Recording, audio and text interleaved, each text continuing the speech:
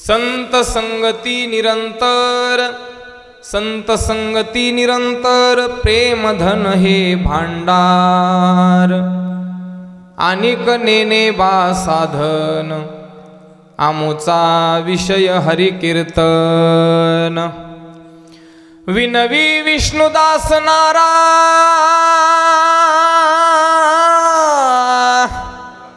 आमुची ऐसी परंपरा, अनेक नेने बा साधन, आमुचा विषय हरि कीर्तन। पांडुरंगा करू प्रथम नमन, पांडुरंग करू प्रथम नमन, पांडुरंगा करू प्रथम नमन, पांडुरंगा करू प्रथम नमन। दुसरे चरण संताचिया, दुसरे चरण संताचिया, दुसरे चरण संताची।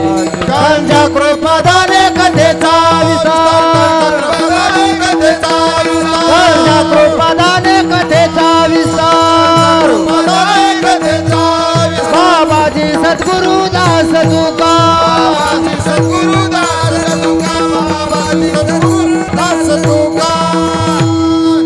प्रबोधद्युरज्ञे विदुरं प्रयाते हितात स्वच्युते सर्वलोकेवतीर्णो यतेर ज्ञानदेवात्मना पांडुरंगो। नमो ज्ञानदेवाय कैवल्यधाम्ने, नमो ज्ञानेश्वरा, नमो ज्ञानेश्वरा। निवृत्ती उदारा सोपान देवा, मुक्ताबाई नमो त्रिभुवन पावनी, आद्यत्रय जननी देवांची। नमो सद्गुरु तुकया ज्ञानदीपा, नमो सद्गुरु सच्चिदानंद रूपा, नमो सद्गुरु भक्त कल्याण मूर्ति, नमो सद्गुरु भास्करा पूर्ण कीर्ति, नमो सद्गुरु भास्करा पूर्ण कीर्ति। सेवे लागी सेवक झालो, तुमच्या लागलो निज चरणा।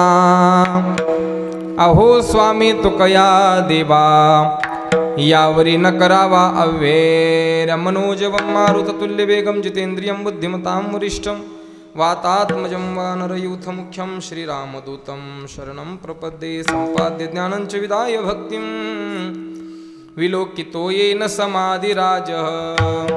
वैराग्यवन्तं सुविचारयुक्तं, नमामि जोगं शिरसा गुरुं तं। जयांचे केलिया स्मरण, होय सकळ विद्यांचे अधिकरण। तेची वंदू श्रीचरण श्री गुरूंचे, ते नमस्कारुनी आता विठ्ठल विठ्ठल विठ्ठल विठ्ठल विठ्ठल विठ्ठल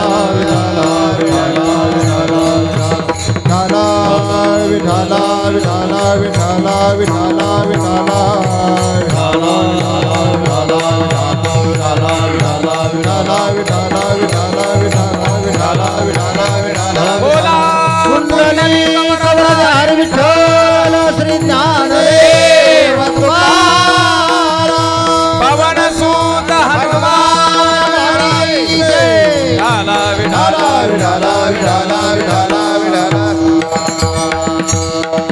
आम्हा व्रत एकादशी,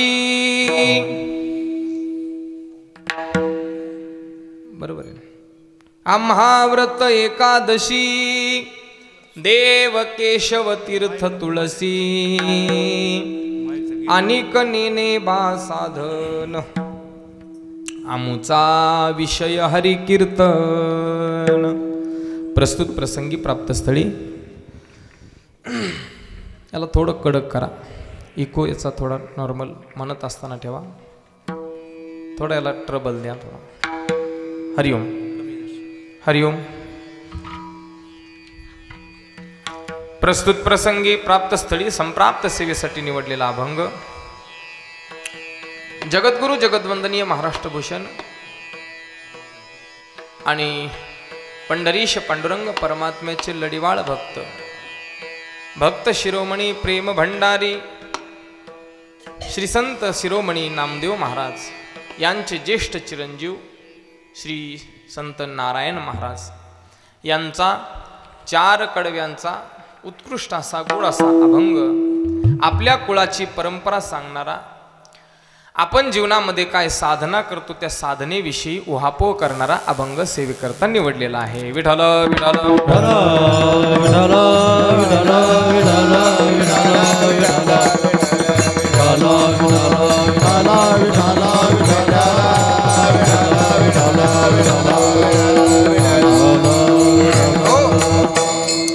अभंगावर काही बोलावं तत्पूर्वी 2 शब्दांचा परिहार देणं अगत्य आहे.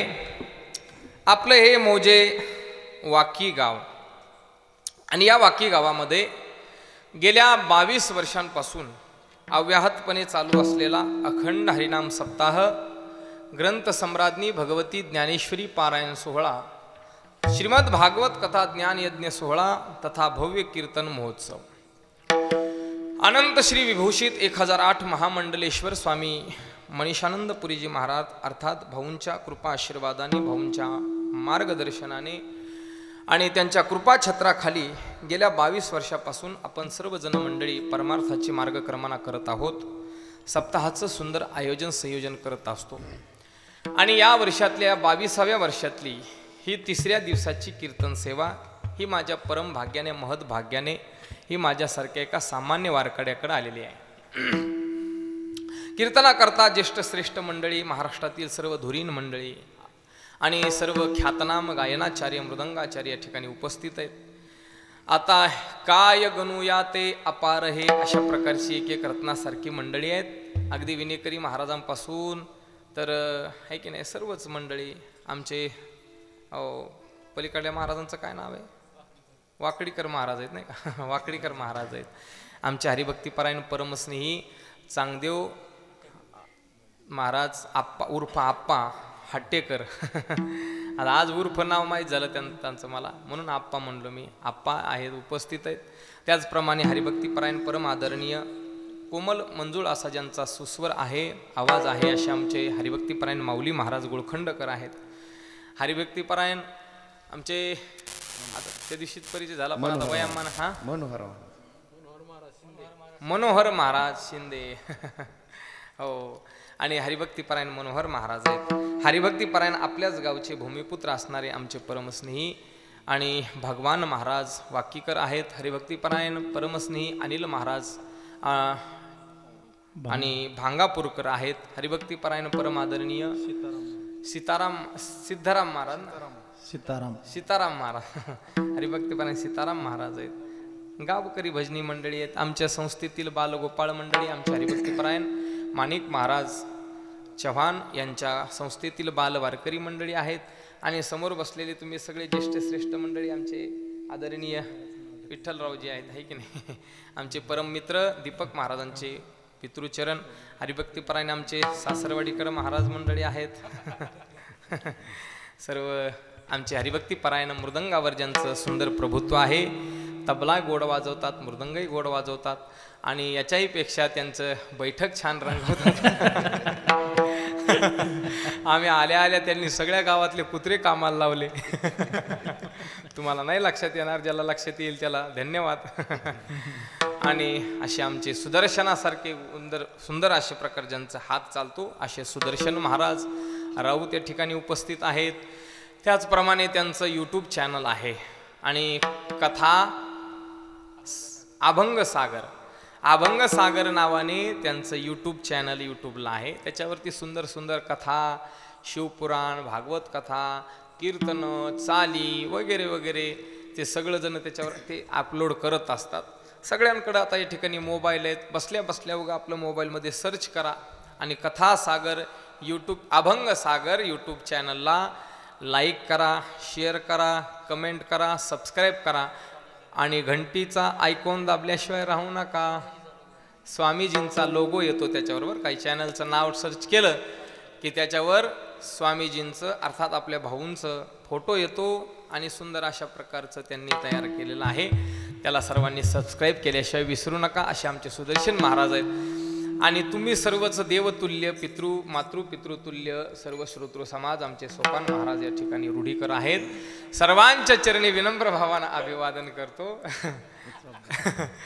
आणि सर्वच समोर बसलेले, पाठीमागं बसलेले, पलीकडे ओट्यावरती बसून श्रवण करणारे सर्व तरुण मंडळी आहेत, सर्वांच्या चरणी विनम्र भावानं अभिवादन करतो. तुम्ही म्हणाल यांचे सगळ्यांचे नाव घेतले, आमचे काय नाव घेता तुम्ही?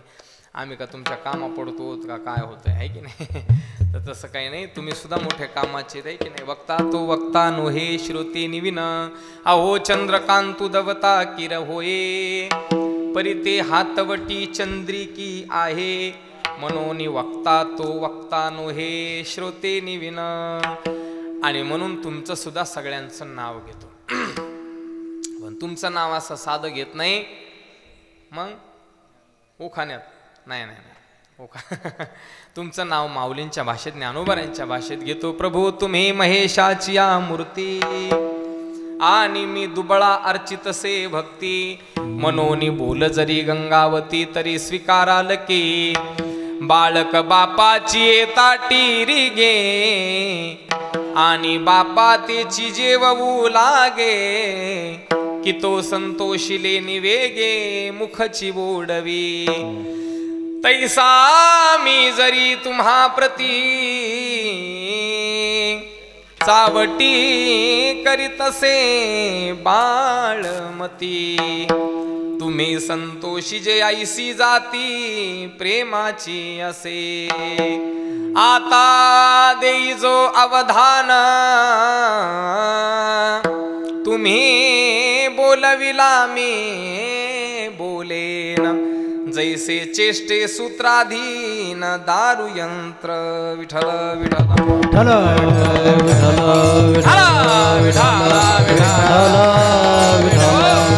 आणि ऐका, या सर्वांना एका सूत्रामध्ये ज्यांनी सुंदर गुंफवून ठेवलेला आहे असे आमचे सुंदर साऊंड सिस्टीम वाले दादा, अर्थात आमच्या चेअरमनचीच साऊंड सिस्टीम आहे की नाही, उस्मानपूरकर आमचे आदरणीय मामाश्री, आणि यांचं सुंदर असं साऊंड सर्व्हिस आहे. काय नाव आहे साऊंड सिस्टीमचं? Rajesh sound service Usmanpur. आणि एकदा सर्व जणांसाठी सिस्टीमसाठी एकदा जोरदार टाळ्या वाजवा. वा, गोड अशी साऊंड सिस्टीम आहे.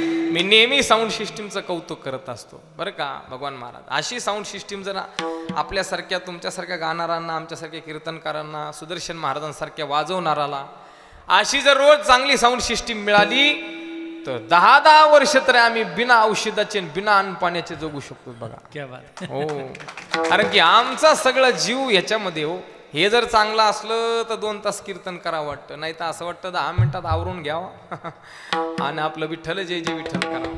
आणि मग सुंदर साऊंड सिस्टीम. मग कधी कधी जरा थोडं ओव्हरलोड होतं, थोडंसं वर्णन करता करता बोलण्याच्या ओघात जास्त शब्द जातात आणि मग वर्णन जास्त होतं. मग कधी कधी थोडंसं सिस्टीमवाल्यांना थोडं त्याच्यावर दबाव येतो. म्हणजे काय 1-2 ठिकाणी असे अनुभव आले मला, म्हणून म्हणतो सुदर्शन महाराज. एका ठिकाणी असं मी वर्णन केलं, सिस्टीमवाल्यांचं असं वर्णन केलं बरं का मामा, आणि असं वर्णन केलं. ते बिचारा गरीब माणूस होतो, गरीब माणूस नेमकाच. आता यांच्यासारखं त्यांनी मिक्सर वगैरे आणलेलं नवीन सुरू केलं आणि आपलं ते सुरू झालं त्याचं. त्याच्यात मी असं वर्णन केलं त्याचं, किती असं होरळून गेलो तुम्हाला सांग. कीर्तन झाल्यावर ते माझ्यात त्याला जमत निघा ना. कीर्तन होईपर्यंत आपलं नुसतं वळवळ त्याचं इथं बसू का तिथं बसू, उभा राहू का खाली बसू, ह्या खुर्ची बसू का त्या खुर्ची बसू. आणि कीर्तन झालं की ते उठून माझ्याजवळ आलं, दर्शन घेतलं माझं, आणि मला म्हणे महाराज बोट पुढं करा. मी म्हणलं बाबा काय आता अंगुली माल आहे का काय, तू बोट कापून घेतो का काय? तुम्हाला नाही बोट पुढं करा अगोदर. हात पुढं केला त्यांनी, त्याच्या बोटातली 5 ग्रामची अंगठी काढून माझ्या बोटात घातली. नाही तुम्ही नाही का, नाही तसं काय, अहो नका त्यांना काय म्हणून, नाही तसं नाही का. दररोज कीर्तनात असं दिलं पाहिजे असं थोडंच काही नियम आहे, तसं काही नाही. उगाच सांगितलं सहज ओघाला आलं म्हणून. हात वर करा बरं. नाही काय फेल गेला मग. विठाला बेटा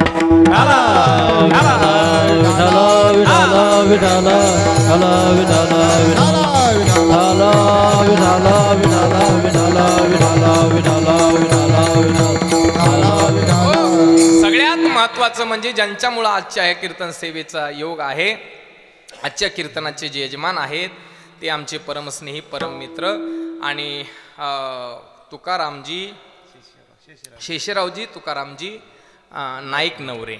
अर्थात आमचे गोविंद भाऊ यांच्या आईमुळं हा योग आलेला आहे की नाही. आता तसं पाहायला गेलं तर लहानपणापासून आम्ही वाकीचं नाव ऐकतो. वाकीला लहान एवढं असताना येत होतो. आणि मग आता विशेष म्हणजे सुदर्शन महाराज आमच्या आईचं आजूळ आहे. आणि मग आता आईचं आजूळ म्हटल्यानंतर आईसोबत आम्ही यायचो. आणि मग साहजिकच असतं आपल्या लेकराचं कौतुक हो. आईला बापाला काय असतं, आई बापाचं काय असतं, मातेची या चित्ती अवघी बाळकाची व्याप्ती, देह विसरे आपुला जवळ घेता स्नेह सिन गेला, किंवा पुत्रे म्या सर्व गुणी जिनावा हे बापा शिराणी तरी ते शारंग पाणी फळाली. ओ पुत्राने आपल्या पुत्राने सर्व गुणांमध्ये आपल्याला जिंकावं, अर्थात सर्व गुणांमध्ये आपला पुत्र आपल्यापेक्षा वरचढ भरावा असं कोणाला वाटत असतं, आईला बापाला वाटत असतं. आणि या स्नेहामधून आमचे पूज्य मातृचरण सुद्धा या ठिकाणी आलेले आहेत माझं कौतुक पाहण्यासाठी किंवा दाखवण्यासाठी आजोळ्यातल्या लोकांना, पहा माझा पोरगा कसा कीर्तन करतो आहे की नाही. पण शोकांतिका अशी आहे, कीर्तन करायला लागल्या मला अजून 10 वर्ष झाले मी कीर्तन करतो. 2016 पासून संस्था सुटली माझी 2016ला आणि आता मला वाटतं 8 वर्ष झाले कीर्तन करतो. पण तुमच्या गावात येता येता येता येता 8 वर्ष निघून गेले बघा.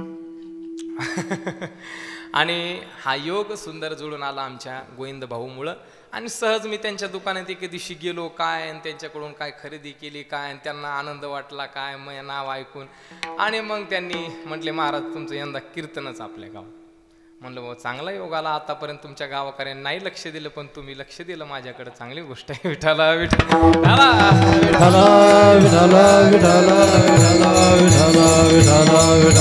हो ऐका. असो आता अभंग जो निवडलेला आहे तो आज हरिदिनी असल्यामुळं एकादशी असल्यामुळं आज त्या अनुषंगानं अभंग निवडलेला आहे. काय अभंग कीर्तन करताना कोणता घ्यावा काय करावं याचं शास्त्र आहे मोठं. कीर्तनकार होण्याच्या अगोदर ह्या गोष्टी सुद्धा थोड्या थोड्या कळाल्या पाहिजे. आजकाल लोकांना कीर्तनकार होण्याची मोठी घाई आहे, उत्सुकता आहे की नाही. पण कीर्तनकार होणं कीर्तन करणं हा अधिकार जरी सर्वांचा असला तरी त्याच्यासाठी काहीतरी कॅटेगरी त्याच्यासाठी काहीतरी क्वालिफिकेशन लागतं. यासाठी काहीतरी एक ठरवून दिलेला आहे टप्पा. आजकाल काय झालंय जसं काय आपण शाळेत गेल्यानंतर शाळेत शिकून नोकरी लागते तशा पद्धतीनं क्लास करून काहीतरी हे करून पाठांतर करून यूट्यूब पाहून असं कीर्तनकार होण्याची एक लोक आज स्पर्धा चालू आहे. पण कीर्तनकार होण्यासाठी कीर्तनकारासाठी अगोदर संप्रदायाचे काही नियम आहेत. या कीर्तनकाराने संप्रदायाच्या नियमाप्रमाणे श्री गुरुच्या चरणाजवळ बसून काही काळ विद्येचं अध्ययन केलं पाहिजे. संप्रदायातले सगळे नियम आचार विचार त्याला परंपरा रीती चाली रीती सगळ्या परंपरा सगळ्या माहीत असल्या पाहिजेत. संप्रदायाची आचारसंहिता त्याला माहीत असली पाहिजे. काही काळ का होईना त्याने 4-2 वर्षे कुठंतरी डोंगर दऱ्यामध्ये कड्या कपाऱ्यात जाऊन तपश्चर्या केलेली असली पाहिजे. काहीतरी साधना त्याने जीवनात पाहिजे. आळंदी पंढरीची त्याला वारी माहीत पाहिजे. नाहीतर आज महाराष्ट्रातली परिस्थिती अशी आहे चांगदेव बाप्पा, बरेचसे असे कीर्तनकार मी तुम्हाला दाखवून देऊ शकतो, बोटाला धरून दाखवू शकतो, हाताला धरून दाखवू शकतो, नावानिशी सांगू शकतो की त्या कीर्तनकारांचा आज पाहायला गेलं तर हरिपाठ सुद्धा पाठ नाही. किंबहुना याच्याही पुढे जाऊन सांगायचं झालं ना तुम्हाला मी नावानिशी दाखवीन, काही कीर्तनकारांच्या गळ्यात माळा सुद्धा नाहीत. म्हणजे याच्यापर्यंत इतक्या खाली स्तरापर्यंत आपण गेलो की आपण कीर्तनकार म्हणून घेतो स्वतःला. संप्रदाय माहीत नाहीत, गाथा माहीत नाही, ज्ञानेश्वरी कशाबरोबर खातात ते माहीत नाही, पंढरपूर कोण्या दिशेला आहे ते माहीत नाही, आळंदी काय असतं त्याला काय माहीत नाही. आणि कीर्तनकार पाहून या यूट्यूब करावे कीर्तन अशा पद्धतीनं झालं. पण संप्रदायाचा नियम आहे, आचार दंडक आहे. सर्वांना जरी कीर्तन करण्याचा अधिकार असला तरी सुद्धा योग्यता मात्र प्राप्त करून घ्यावी लागते. विठाल विठाल आणि मग कोणत्या वेळेला कोणता अभंग घ्यावा हे सुद्धा कळावं लागतं, तितकं नॉलेज लागतं. नाही तर वाढदिवसाला कीर्तन ठेवलं आणि अभंग घेतला शेवट तो भला. सुदर्शन महाराज वाढदिवसाचं कीर्तन आणि अभंग शेवट तो भला माझा बहु झाला. अर्थात दशक्रिया विधीला कीर्तन ठेवलं, प्रवचन ठेवलं किंवा 13व्याला कीर्तन ठेवलं आणि यांनी अभंग घेतला सोनियाचा दिवस आजी अमृते पहाला. मेळ खाईल का हो काय. म्हणून समयो जाना भलते नाना भलते ते, आणि समय न कळे काय उपयोग ये वेळी. समय न कळे वेडगळ बुद्धी हे सुद्धा आहे, आणि समय न कळे काय उपयोग ये वेळी.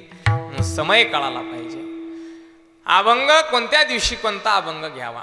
आणि म्हणून मी त्या समय सूचकतेला अनुसरून आज एकादशी असल्यामुळे, आणि एकादशीला वारकऱ्याच्या जीवनामध्ये अनन्यसाधारण महत्व आहे.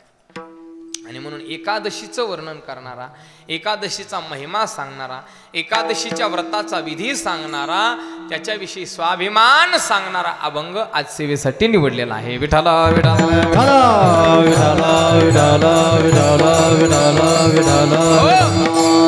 अभंग जो निवडलेला आहे तो नामदेव महाराजांचे ज्येष्ठ चिरंजीव पुत्र नारायण महाराजांचा अभंग आहे. नामदेव महाराजांचा जर परिवाराचा आपण विचार केला तर भला मोठा नामदेव महाराजांचा परिवार आहे. आणि नामदेव महाराजांच्या परिवारातल्या जवळजवळ सर्वच सदस्यांचे अभंग आहेत. नामदेव महाराजांचा परिवार म्हणजे जनाबाईंनी सर्व परिवाराची यादी एका अभंगामध्ये दिलेली. किती मोठा परिवार आहे नामदेव महाराजांचा. नामयाचे घरी 14 स्मरती हरी 14 हरी 14 स्मरती हरी. हरी नामयाचे घरी 14 जण स्मरती हरी 14 जण स्मरती हरी 14 जण स्मरती हरी.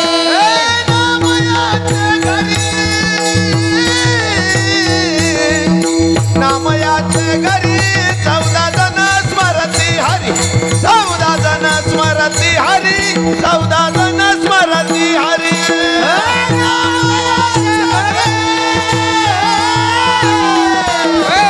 नामदेवाचे घरी स्मरती हरी 14 जण स्मरती हरी 14 जण स्मरती हरी. नामदेवाचे घरी 14 जणे स्मरती हरी. चौघे पुत्र चौघ्या सुना नित्य स्मरती नारायणा. नाव महाराज. अहो जनाबाई त्यांची यादी सांगा, त्यांचे नाव सांगा ना. जनाबाई म्हणते गोनाई राजाई दोघी सासू सुना दामना मजना बापले दामना मजना बापले. राजाई गोनाई दोघी सासू सुना दमना मदन बापले दमना मदन बापले. चौघे पुत्र हे नारायण मोदा मोदा हे सगळे पुत्र.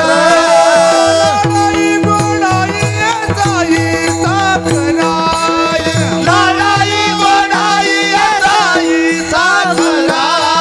चौघे सुना पवित्र नामयाचे पायी राम नाम जना बापले करा राम नाम जना बापले. दमना मदन बापले दमना मदन बापले. की आबूबाई मोकळा बहिणी वेडी पिसी जनी नाम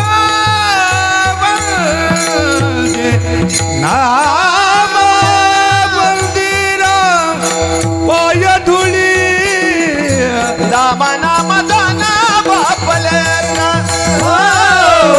दमना मदन बापले.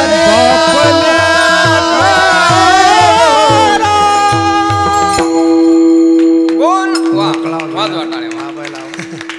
गोनाई राजाई दोघी सासू सुना दामना मजाना बापले हो दामना मजाना बापले. गोनाई आणि राजाई दोघी सासू सुना, आणि दामा म्हणजे दामू शेट्टी आणि नामा म्हणे नामदेव महाराज हे बाप लेक. नामदेव महाराजांना 4 पोरं झाले. नारा, विठा, गोंधा, मादा हे 4 पुत्र. जन्मले पवित्र त्याचे वंशी. लाडाई गोडाई येसाई साखराई 4 सुना पाही नामयासी. आणि आऊबाई लेकी निंबाई बहिणी आणि वेडी पिशी जणी नामयाची. असा 14 जणांचा परिवार आणि 15व्या जनाबाई होत्या. आणि या सगळ्या परिवाराचे अभंग आज आपल्याला उपलब्ध आहेत वाचनाला, अभ्यासाला. इतक्या जणांनी सगळ्यांनी अभंग लिहिण्याचं कारण काय? हो ऐका. त्याचं झालं असं, नामदेव महाराजांनी कुठंतरी कथेमध्ये कीर्तनामध्ये ऐकलं की वाल्मिकीनं रामप्रभूचं वर्णन करण्यासाठी 100 कोटी श्लोकांची निर्मिती केली. 100 कोटी रामायणाची निर्मिती केली. कोणी केली? झोपले का? हा तसं का बसून नाही तर टावर खालीच रेंज नाही राहायचे. ऐका काय सांगत होतो मी, सांगा. कीर्तन. वा. तर वाल्मिकीनं 100 कोटी रामायणाची निर्मिती केली. 100 कोटी रामप्रभूच्या वर्णनाचे श्लोक निर्माण केले. आणि हे वर्णन माझ्या नामदेवरायांनी कुठंतरी ऐकलं. आणि नामदेव महाराज मनात विचार करतात, काय वाल्मिकीनं रामप्रभूचं वर्णन करण्यासाठी 100 कोटी श्लोकांची रचना केली, आणि मग मी माझ्या पांडुरंगाचे 100 कोटी अभंग का करू शकत नाही? आणि तडक नामदेव महाराज जे उठले, चंद्रभागेच्या वाळवंटात गेले. वाळवंटात जाऊन चंद्रभागेच्या पाण्यामध्ये घोट्या इतक्या गुडघ्या इतक्या पाण्यामध्ये नामदेव महाराज उभे राहिले आणि हातामध्ये चंद्रभागेचं जल घेतलं आणि शपथ घेतली, ज्याप्रमाणे वाल्मिकीने रामप्रभूचं वर्णन करण्यासाठी 100 कोटी श्लोकांची रचना केली, त्याचप्रमाणे हा नामदेव सुद्धा आज प्रतिज्ञा करतो की मी सुद्धा माझ्या पांडुरंगाचे 100 कोटी अभंग रचना करील. सोडून दिलं पाणी. आणि ही बातमी लगेच दुसऱ्या दिवशी हेडलाईन म्हणून सगळ्या पेपरवर बातमी छापून आली. नामदेव महाराजांचा आवाजवी संकल्प. नामदेव महाराजांचा भयानक आणि प्रतिज्ञेचा पराकाष्ठा. भयानक मोठमोठ्या बातम्या हेडलाईन यायला लागल्या न्यूज चॅनलवर. देवाने सकाळी सकाळी पेपर वाचला, पेपरमध्ये बातमी नामदेव महाराजांचा चंद्रभागेतला फोटो गिटो त्याच्यावर छापून आल्या. देव धावत गेले नामाकडं. अरे नामा, अरे काय तुझं असं, काय काय झालं देवा? काय झालं म्हणजे? अरे तुला काही कळतं की नाही? काही हे काय आलं बघितलं का? म्हणजे काय आलं? नामदेव महाराज माझा फोटो दिसतो. अरे नामा, खरंय का हे? हो म्हणे देवा, खरंय. खरंय? अरे वेडा झाला का तू? म्हणे काय झालं? अरे तुला माहितीये का, वाल्मिकीनं जेव्हा प्रतिज्ञा केली किंवा 100 कोटी रामायणाची निर्मिती केली तेव्हा मानवाला आयुष्य किती होतं? अरे तो कृतयुगातला काळ आहे. त्यावेळेला माणसाला 1,00,000 वर्षाचं आयुष्य होतं. आणि आता कलियुगातल्या जीवाला आयुष्य किती आहे नामा? हा, अल्प आयुष्य मानवी देह, अल्प आयुष्य मानव देह. शत गणिले ते अर्ध रात्र खाय, शत गणिले ते अर्ध रात्र खाय. मध्ये बालत्व पीडा रोग क्षय, मध्ये बालत्व पीडा रोग क्षय. काय भजनासी उरले ते पाहेगा, काय भजनासी उरले ते पाहेगा. काय भजनासी उरले ते पाहेगा, काय भजनासी उरले ते पाहेगा. राम राम स्मरा आदी, राम राम स्मरा आदी, राम राम स्मरा आदे, राम राम स्मरा आदे. आयुष्य मानव शत गणिले ते अर्ध रात्र खाय, मध्ये बालत्व पीडा रोग क्षय. काय भजनासी उरले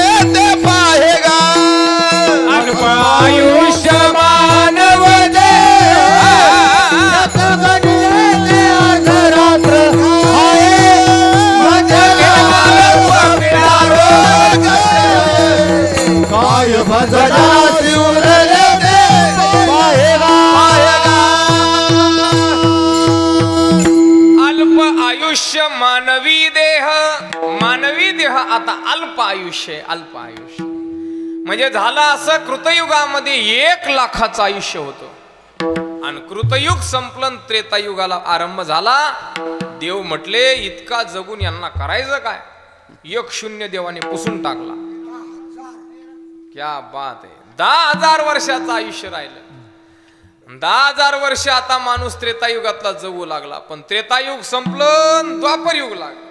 द्वापर युगात देवाने अजून 1-0 पुसून टाकला. 1001, 1002. आता काय बोली चालली काही?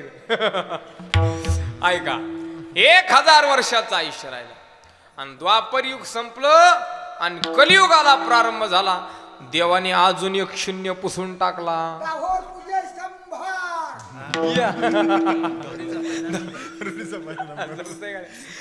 तुम्हाला सोबत ठेवायला परवडतंय का? अर्ध कीर्तन तर तुम्हीच करायले, फक्त वाटा मागू नका.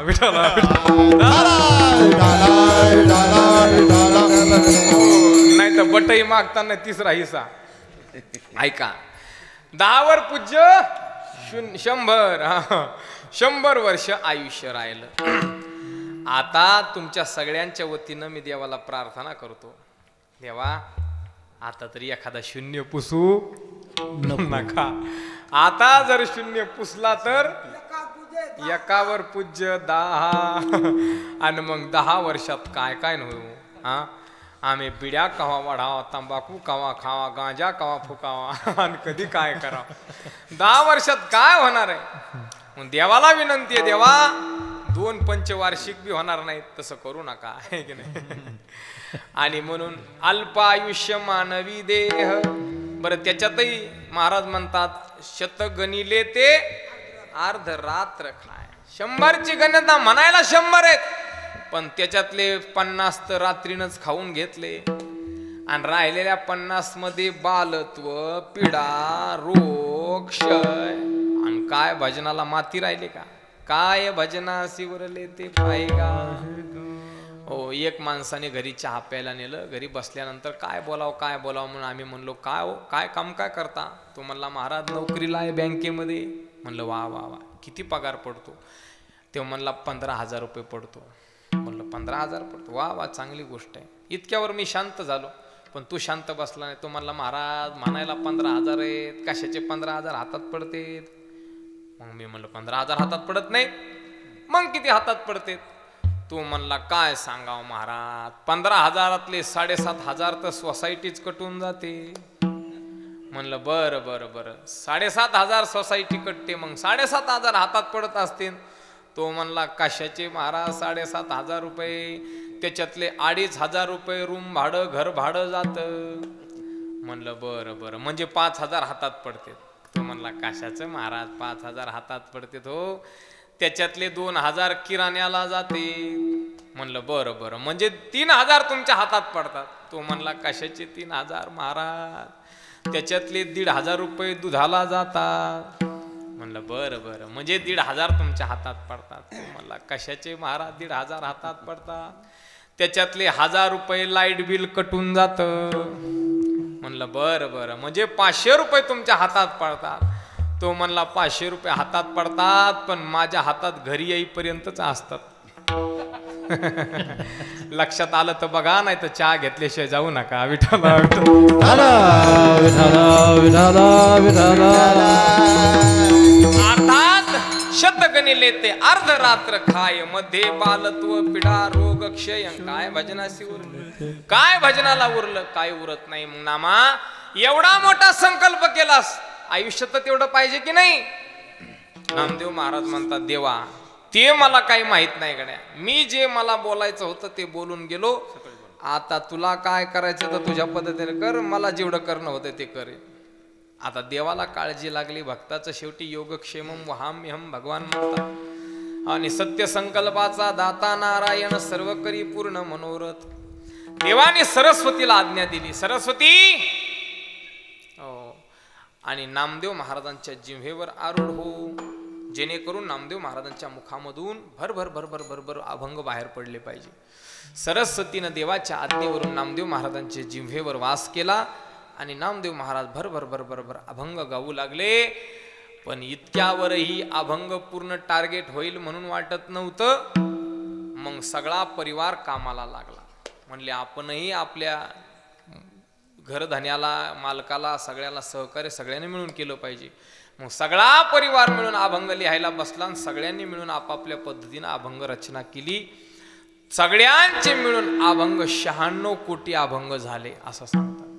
पण तरी सुद्धा टार्गेट काही पूर्ण झालं नाही.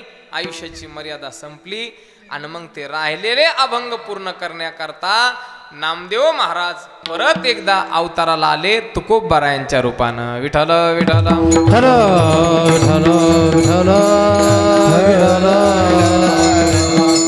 उरले ते शेवटी लावी तुका. हो आणि अभंगाची संख्या सांगे शतकोटी. अभंगाची संख्या सांगे शतकोटी. उरले ते शेवटी लावी तुका. तुका सर्वा श्रेष्ठ प्रिया माथोर. जो कावतार नाम याचा.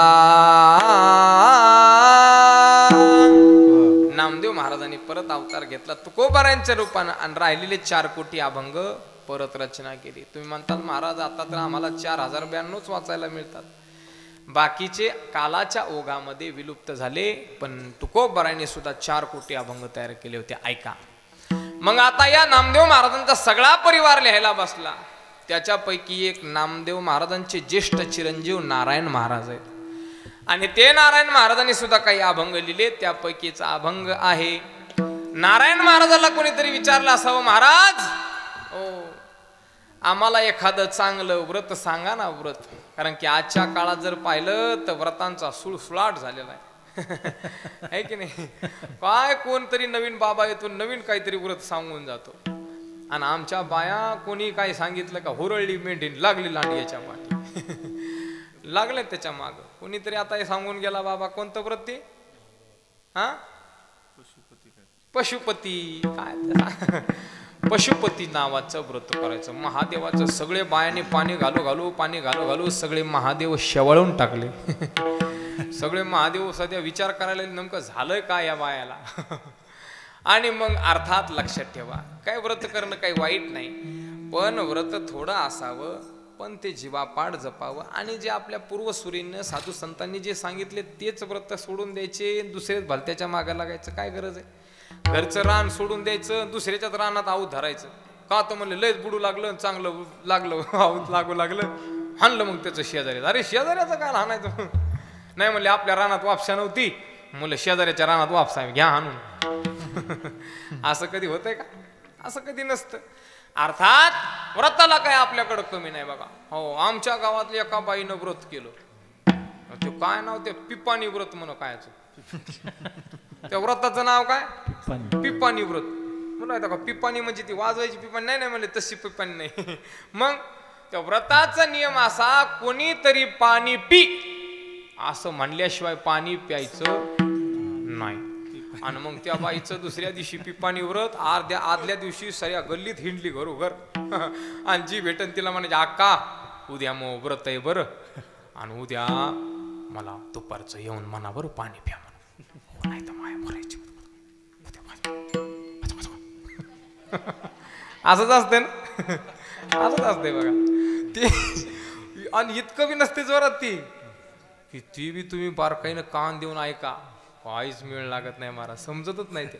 आणि त्याच्यात दोघीला बरोबर ते कनेक्शन जुळते. कसं बोलते काय देवाने वरदान दिलंय राम जाणे विठ्ठला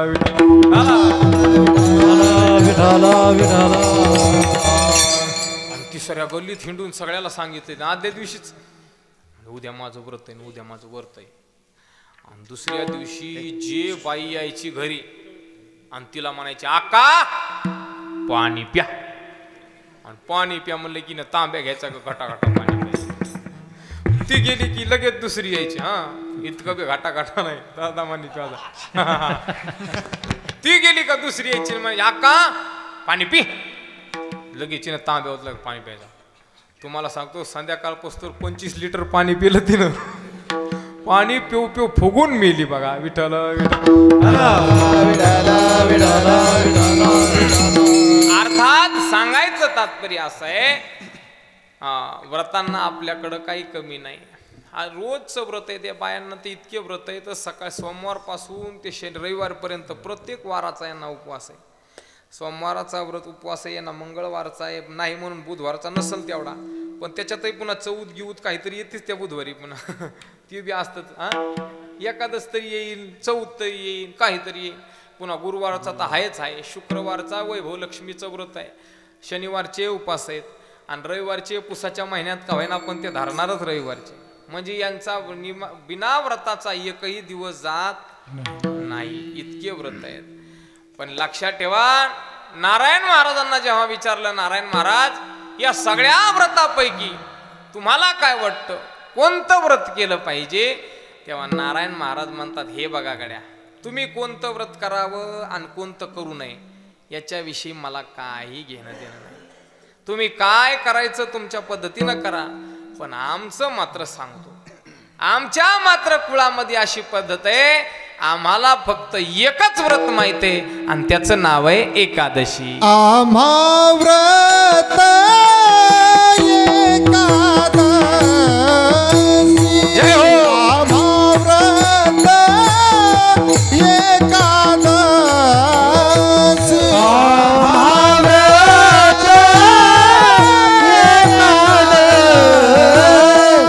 आम्हा व्रत एकादशी,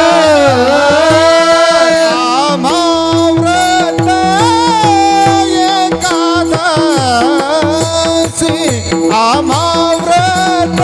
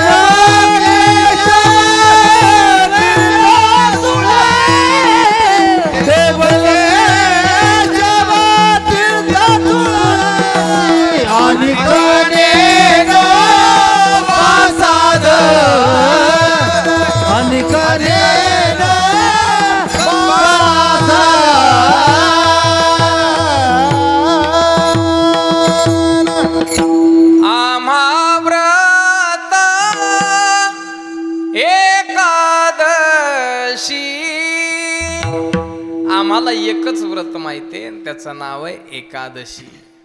एकादशी एकादशी जया छंद अहर्निशी. एकादशी एकादशी जरी नुसतं म्हणलं तरी पापाचं मोचन होतं. असं व्रता माझी व्रत श्रेष्ठ एकादशी, प्रिय भगवंतासी कोटी गुणे.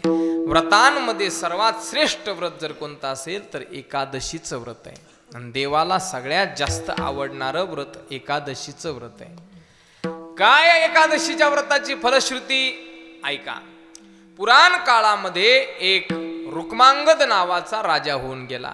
रुक्मांगद एकादशी नगरी नेली, नगरी नेली वैकुंठासी, नगरी नेली वैकुंठा, नगरी नेली वैकुंठा. एकादशी नगरी नेली वैकुंठा, मंगल एकादशी नगरी नेली वैकुंठा, नगरी नेली वैकुंठा, नगरी नेली वैकुंठा, नगरी नेली वैकुंठा, नगरी नेली वैकुंठा. रुक्मांगद एकादशी बंद करू नका, बंद करू नका. नगरी नेली वैकुंठासी. त्या रुक्मांगद राजानं सगळी नगरीच्या नगरी अख्खीच्या अख्खी वैकुंठाला म्हणजे कसं काय प्रसंग घडला ऐका सांगतो. रुक्मांगद नावाचा राजा होता आणि त्याच्या राजवाड्याच्या पाठीमाग भली मोठी फुलांची बाग होती, बगीचा होता. आणि त्याच्या नगरीतल्या त्याच्या फुलाच्या बागेतले फुलं स्वर्गातल्या इंद्राला आवडायचे. आणि त्या इंद्राचे सेवक रोज त्याच्या बागेतले फुलं तोडून इंद्राला नेऊन द्यायचे. रोज राजा चोख पहारा लावलेला, कंपाऊंड केलेलं, चौपर 8-8 तासाच्या बाऱ्या ड्युट्या लावलेल्या सेवकांच्या, शस्त्रास्त्रांनी तैनात सैनिक, आणि तितक्यामधून फुलं चोरीला जायची. राजा त्रस्त झाला, रे तुम्ही नेमकं करता काय? तुम्ही इतके पहारा रात्रंदिवस तुम्हाला एवढ्या पगारा देऊन ठेवलं आणि फुलं जातात कसे चोरीला? म्हणले राजेसाहेब काहीच कळत नाही, आम्ही रात्रंदिवस गेटवर उभेत पण फुलं कसे गायब होतात काही कळत नाही. आणि राजानं एका दिवशी बास ठरवलं चोर पकडायचे. आणि योगायोगाने झालं असं, ते इंद्राचे सेवक फुलं नेण्याकरता आले आणि त्यांनी विमान त्यांचं लँड केलं तिथं बगीच्यामध्ये. आणि फुलं सगळे तोडले, त्याचे गठुडे बांधले, टाकले विमानात. आणि बास आता टेक ऑफ करायचं, तर ते विमान टेक ऑफच होईना, त्याचं उड्डाणच घेईना, उडच ना विमान. काय झालं काय नाही, परेशान झाले पण ते काय उडालं नाही. आणि पहाट मग संरक्षण करणारे, सिक्युरिटीवाले, काही साफ स्वच्छता करणारे, कटिंग करणारे, पाणी घालणारे सगळे बगीच्यात गेले. तर सगळ्याला दिसलं ते भलं मोठं विमान, सेवकन हे ते धावत पळत आले राजाकडे. राजासाहेब चोर सापडले, चला लवकर, चोर सापडले. राजा धावत पळत आला, पाहिलं तर काहीतरी दिव्य पुरुष दिसत आहेत बघा, स्वर्गातले दिसत आहेत. त्यांना विचारलं, का रे बाबा कोण तुम्ही, इथं कशा करता आला? त्यांनी सांगितलं, महाराज क्षमा करा पण आम्ही स्वर्गातले इंद्राचे सेवक आहेत आणि माफ करा महाराज पण तुमच्या बगीच्यातले फुलं रोज आम्हीच नेत होतो, कारण की आमच्या इंद्र महाराजांना तुमच्या बगीच्यातले फुलं आवडतात. राजा म्हणला, अरे ही तर माझ्यासाठी स्वाभिमानाची अभिमानाची गोष्ट आहे, याच्यात काय वाईट गोष्ट आहे?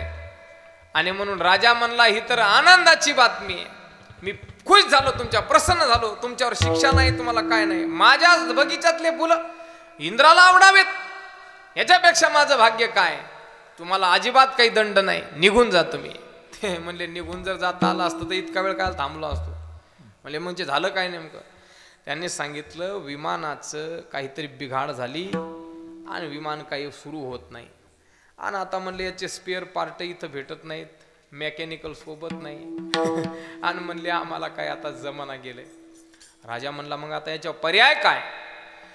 त्यावेळेला त्यांनी सांगितलं, महाराज आज योगायोगाने एकादशी आहे आणि आजच्या दिवशी जर तुमच्या नगरीमध्ये कोणी जर एकादशीचा उपवास केलेला असेल तर त्याच्या नुसता हाताचा स्पर्श जरी झाला तरी हे विमान उड्डाण करेल. राजा म्हणला, एकादशी कशा बरोबर खातात?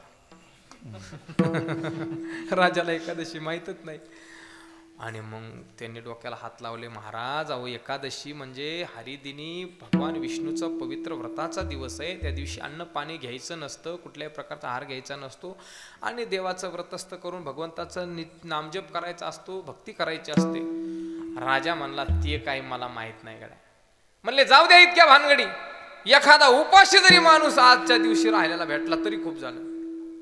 राजा म्हणले, तसं जमान? हो म्हणले, जमान.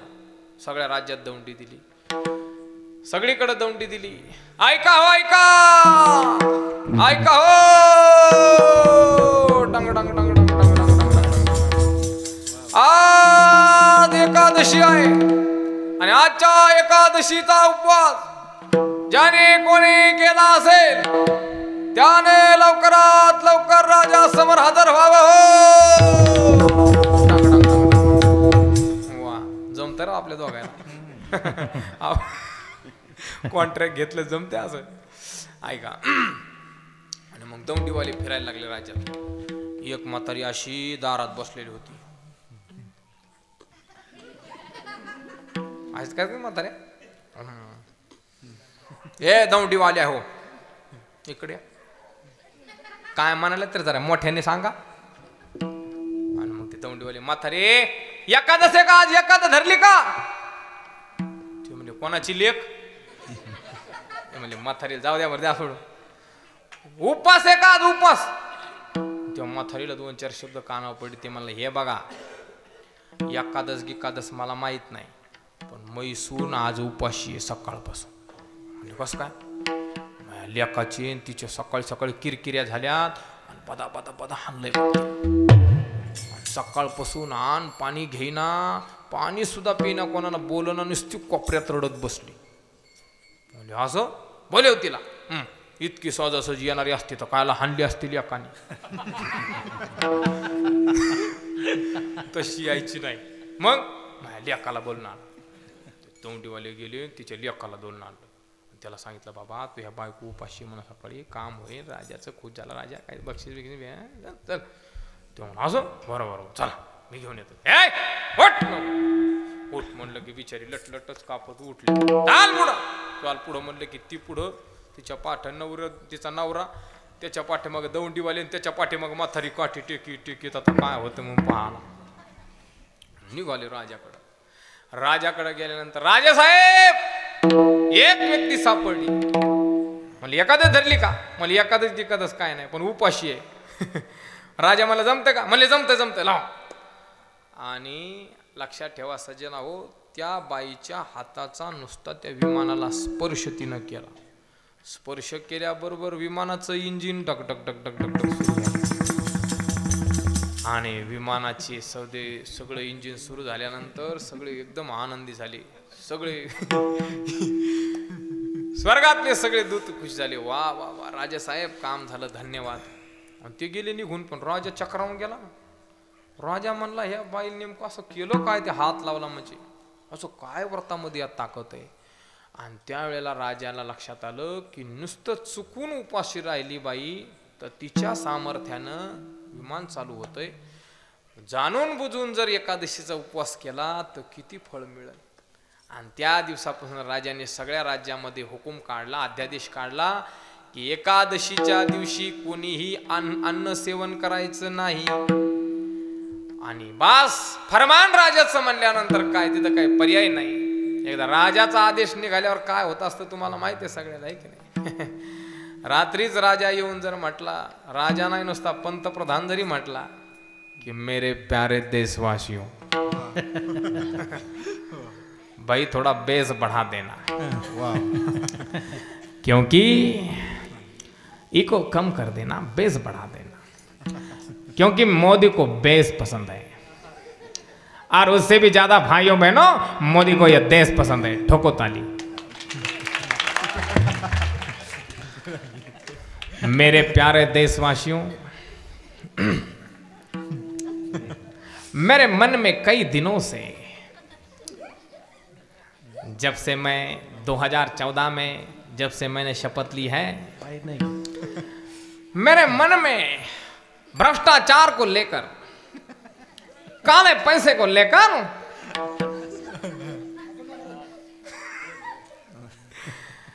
और बहुत बड़ी घृणा मेरे मन में आती है. अब भाइयों बहनों अगर इस भ्रष्टाचार के राक्षस को अगर इस भ्रष्टाचार को खत्म करना है तो हमें कुछ जरूरी कदम उठाने पड़ेंगे और इसलिए आप सभी के साथ की आवश्यकता है.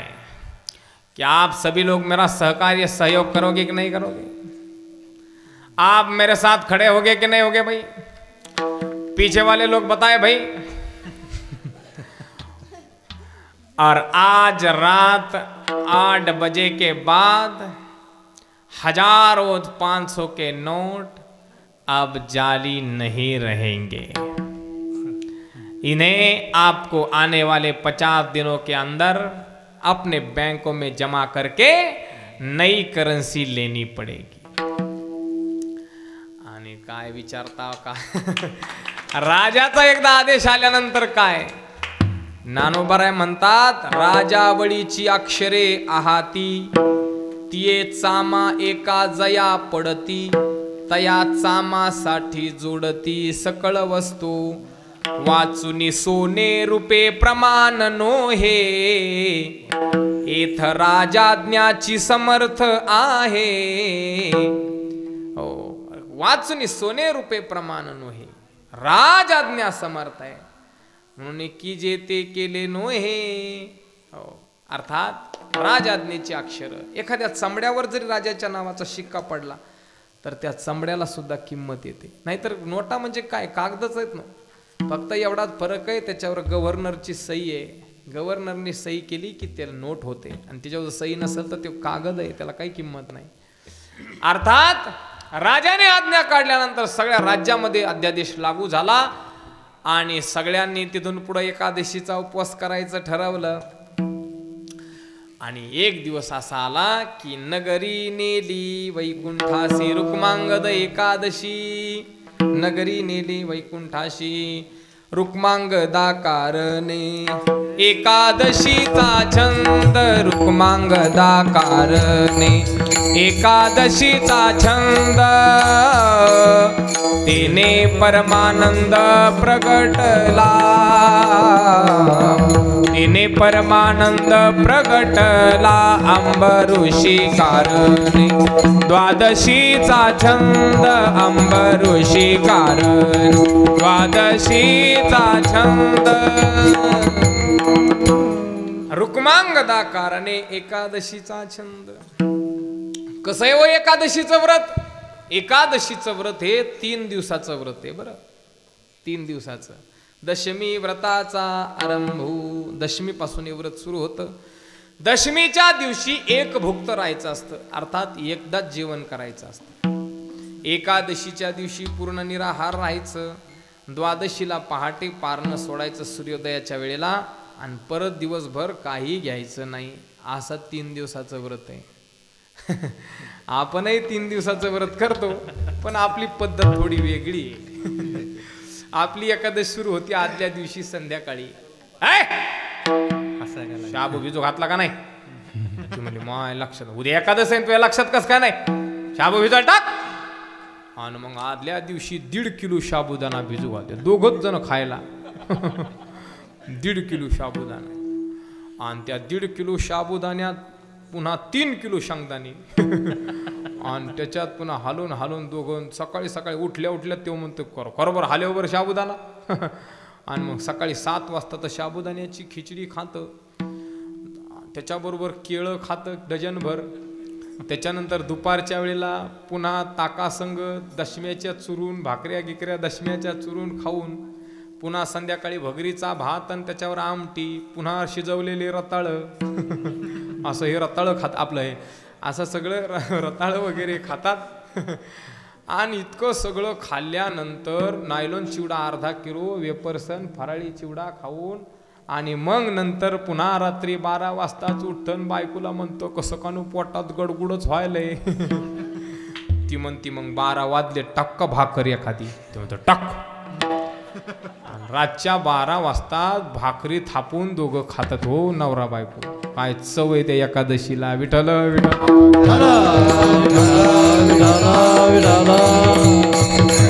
हो. आणि दुसऱ्या दिवशी पुन्हा सकाळी 7 वाजता तर द्वादशीच्या पंक्तीला हजर. पुन्हा द्वादशीवाला म्हणतो घ्या कालची एकादशी, आणि कालची एकादश म्हणू म्हणू पुन्हा द्वादशीला डबल डोस. अशी आपली एकादश काही तिला चव नाही. आणि म्हणून लक्षात ठेवा, दशमी एक व्रत करा दिंडी दर्शन. एकादशी उपवास तुम्ही जागा जागरण. जागा रे गोपाळानो राम नामी जागा. जागा रे गोपाळानो राम नामी जागा. कळी काळा आकळा महादोष जाती भंगा. कळी काळा आकळा महादोष जाती भंगा. जागा रे गोपाळानो राम नामी जागा. जागा रे गोपाळानो राम नामी जागा. अर्थात 3 दिवसाचं हे व्रत आहे. तुकोबाराय म्हणतात राजा अरे 15 दिवसातून एकदा एकादशी ती आणि 15 दिवसातून एक दिवस उपाशी राहायला तुझा का जीव जातो? 15 दिवसा एक एकादशी कार्य न करीशी व्रतसार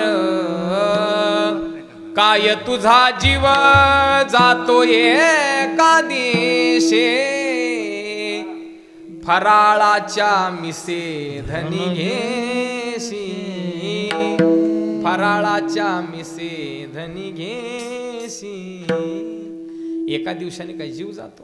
तू कमने खार सकुमार झाला तू कमने खार सकुमार झाला काय द्वापदेशी यमदूता यमदूता काय द्वापदेशी यमदूता तू कमने कुमार झाला तो कमने कुमार झाला काय जवाब देशी यमदूता काय जवाब देशी यमदूता अरे यमदूत तुला विचारतीन का रे एखादं धरली होती का? गेलता का कीर्तनाला?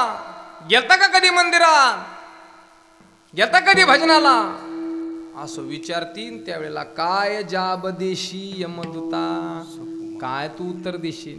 अनेक यातना यम करविल कोण सोडविल ते तुझला हो काय जाब देशी यमदूता यमदूतांना काय उत्तर देशील? म्हणून लक्षात ठेवा एकादशीचं व्रत सगळ्यांनी केलं पाहिजे कारण की एकादशीच्या दिवशी सगळे त्रिभुवनातले दोष जे असतात सगळे पाप जे असतात ते अन्नाचा आश्रय करून राहतात अन्नामध्ये राहतात आणि ती अन्न आपण खाल्ल्यानंतर ते सगळे पाप आपल्या पोटात जातात हो आणि म्हणून लक्षात ठेवा एकादशीचा अन्नपान जे नर करीती भोजन श्वान विष्टे समान अधमजन ते एकादशीला जो अन्न खातो तो अन्न खात नाही तो श्वानाची विष्ठा खातो असं तुकाराम महाराज म्हणतात म्हणून सर्वांनी एकादशीचं व्रत केलं पाहिजे म्हणून नामदेव महाराजांचे पुत्र नारायण महाराज म्हणतात आम्हा व्रत एकादशी आम्हाला मात्र एकादशीचं व्रत आहे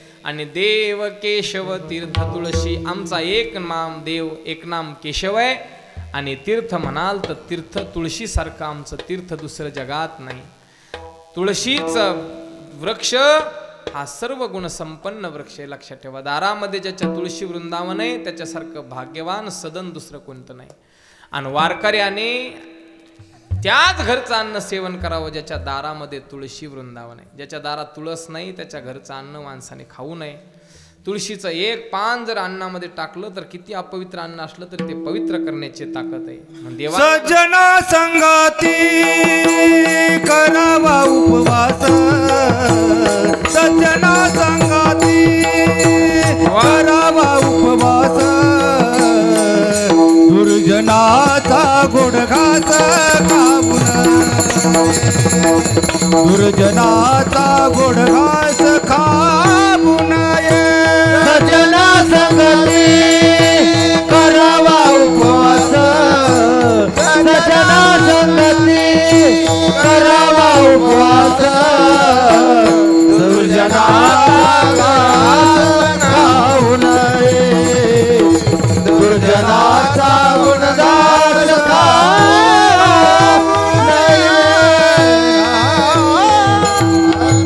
क्या बात आहे सज्जना सांगाती करावा उपवास दुर्जनाचा गोड घास न सेवावा अर्थात देव केशव तीर्थ तुळशी आमचा देव केशव आहे आणि तीर्थ तुळशी आहे आणि याच्या व्यतिरिक्त जर म्हणाल तर आम्हाला दुसरं साधन माहीत अधिक ज्ञानोबा साधन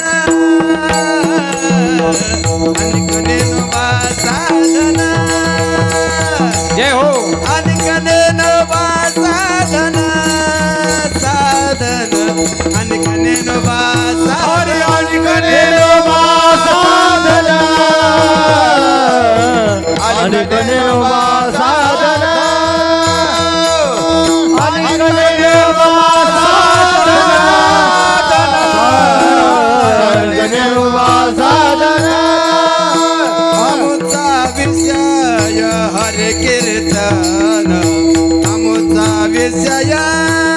हरे कीर्तन बोला आमचा विषय हरे कीर्तन आमचा विषय हरे कीर्तन आमचा विषय हरे कीर्तन आमचा विषय हरे कीर्तन आमचा विषय हरे कीर्तन आमचा विषय हरे कीर्तन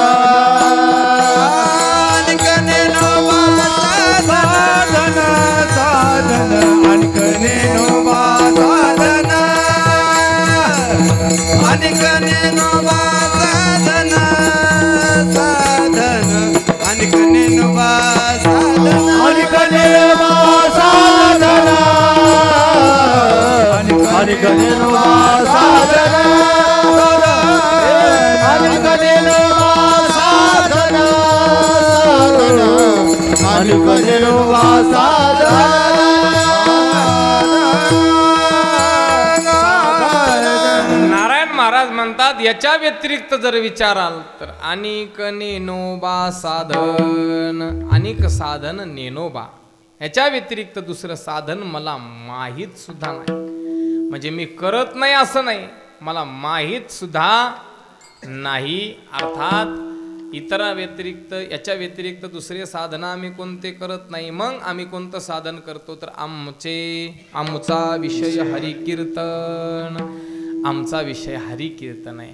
आणि हरिकीर्तनामध्ये आम्ही भगवंताच्या प्रेमामध्ये नाचतो डोलतो, तोच आमचा विषय आहे. म्हणून अनेक नेनेबा साधन आमचा विषय हरिकीर्तन विठोबा रघुमाई रघुमाई रघुमाई रघुमाई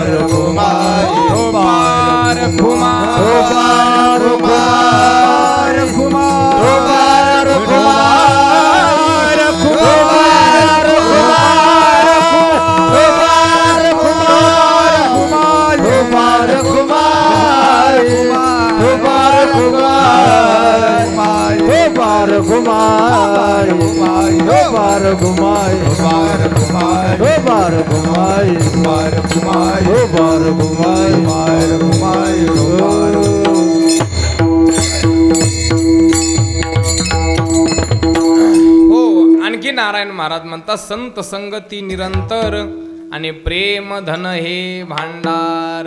आम्ही संतांची संगती निरंतर करतो. लक्षात ठेवा, संगतीचे 3 प्रकार आहेत. एक सत्संगती आहे, एक विसंगती आहे आणि एक कुसंगती आहे. सत्संगती ही संतांची आहे, विसंगती ही संसाराची आहे आणि कुसंगती ही दुर्जनांची आहे. सत्संगती माणसाने जीवनात अवश्य केली पाहिजे, विसंगती गरजेपुरती असली पाहिजे आणि कुसंगती मात्र सर्वथा माणसाने त्याज्य केली पाहिजे. सत्संगाने माणसाचा उद्धार होतो, विसंगाने माणसाची फजिती होते आणि कुसंगाने माणसाची दुर्गती होते, अर्थात पतन होतं. म्हणून सत्संगती माणसाने अवश्य केली पाहिजे. संतन के संग लागरे तेरी अच्छी बनेगी, संतन के संग लागरे तेरी अच्छी बनेगी, संतन के संग लागरे तेरी अच्छी बनेगी, संतन के संग लागरे तेरी अच्छी बनेगी, संतन के संग लागरे तेरी अच्छी बनेगी, अच्छी बनेगी तेरी बिगड़ी बनेगी, अच्छी बनेगी तेरी बिगड़ी बनेगी, अच्छी बनेगी तेरी बिगड़ी बनेगी, अच्छी बनेगी तेरी बिगड़ी बनेगी, संतन के संग लागरे तेरी अच्छी बनेगी, संतन के संग लागरे तेरी अच्छी बनेगी, संतन के संग लागरे तेरी अच्छी बनेगी, संतन के संग लागरे तेरी अच्छी बनेगी. लय लोड घेऊ नका, तुमची गरज आहे अजून. बसा बसा गोल गोल गोल गोल फिरायला चक्कर गी